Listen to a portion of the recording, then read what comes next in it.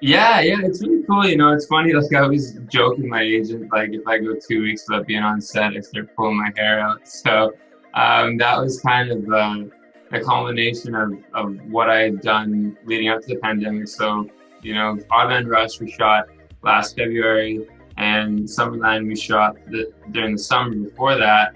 And I was also working on Mighty Ducks and Letterkenny. So I've grown accustomed to being pretty busy, and this was sort of the downtime where those are being edited. Certain, you know, it lined up with the time that I was able to promote this stuff in the pandemic. So, yeah, I was really busy, and now I'm trying to create my own busy schedule. Yeah, absolutely. It was certainly a very personal story to me when I read the script, right away I had the opportunity to meet the director and the writer, and we had a bunch of phone conversations that went really smoothly, and we sort of discovered that Bill and I had a very similar journey. You know, I was 19, and I was playing junior A hockey, which is fairly high level. You know, a lot of guys go and play pro out of those junior leagues or get an education, and it was something that I always knew I was going to do. But as time went on and I sort of started to see the writing on the wall, I realized I had an opportunity to make a transition and, you know, still apply that same amount of energy and focus into hockey, but switch into film. And I just thought, you know, I don't ever want to look back on this lifestyle that's given me so much and resent it. And that was something that my dad was always really aware of, because he's a NHL hockey coach and he played in the NHL, and his brother did, and both of my brothers played professional hockey. So I kind of knew that the lessons I'd learned playing hockey would come in handy when it came to making the career switch. And he just said, you know, don't ever let the game that gave you so much become a point of resentment in your life as you look back on it. And I still loved hockey, and I wanted to make the switch, so I made that hard choice, and it was the right choice for me. You know, what I was doing playing hockey was a lot harder on my brain and on my face and on my health. I'm lucky I have all my teeth, but my nose has been broken a couple times. But yeah, I really went through the same process as Dean, looking at what I was doing and making a transition. There's a bunch of really cool people making the movie together. So obviously hanging out with the cast and the crew was fantastic, but I think there's one scene where Dean and Bobby are in the vehicle and they're laying out on the hood of the truck and they're watching the Northern Lights, and they really have this conversation that I had, you know, with my dad, except this is happening with Dean and Bobby, and they talk about transitioning from a prospect to a suspect and making the switch before the hockey gods force your hand. And it was a really impactful scene for me as someone who had gone through that, and I think it was, you know, a real heartbeat of the film moment where you can kind of boil it down to this one chunk of dialogue where the whole movie is sort of summed up. It's like, just because it's over doesn't mean it wasn't great. It wasn't a good part of your journey. But you know, when it's time to close the chapter, you have to close the chapter. Otherwise, you might end up missing a new opportunity. It's so funny, you know. I know people rag on The Secret and the whole idea that you can just sit there and wish and Ferraris will show up in your front driveway. I don't think that's the process of action, but I will say this much. I really wanted to be a good hockey player when I was playing, and I tried hard and I got a decent amount of the way there, but I never, you know, made it, as I'd said. But I kept that sort of desire to do something with hockey, and I always felt that it'd be so cool to be able to act and be a hockey player.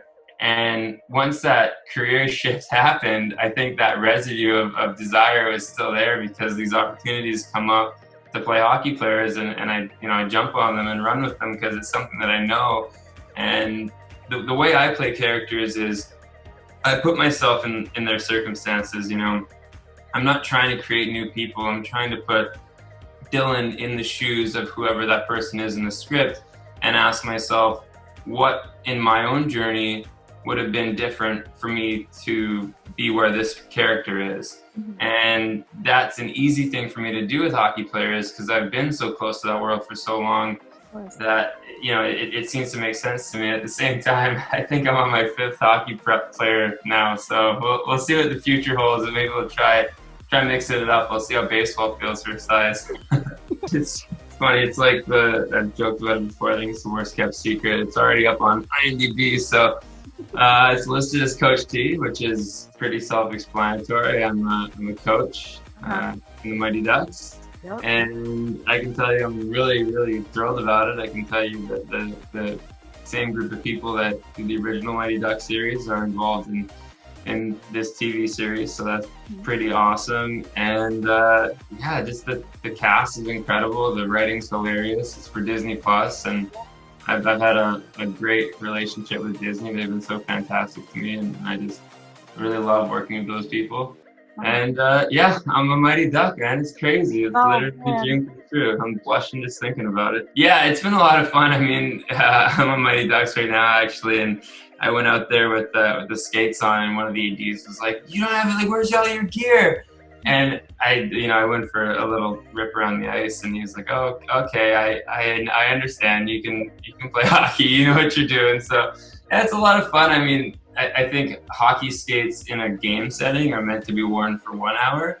And when you're filming a series, you can have them on for 14 or 16 hours in a day. So that's a very noticeable difference between playing hockey and playing a hockey player. But by and large, I have a ton of fun out on the ice with those guys. Yeah, I'd say the similarities come down to the decision part of the equation. You know, you have to, I think, like I mentioned earlier, about finding the truth in every character as far as how I would react to those scenes, because it's funny when you break down an audition.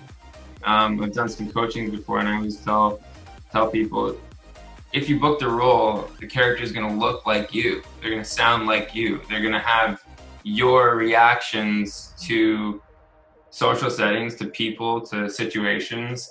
So I really do try to bring that element of myself to those characters.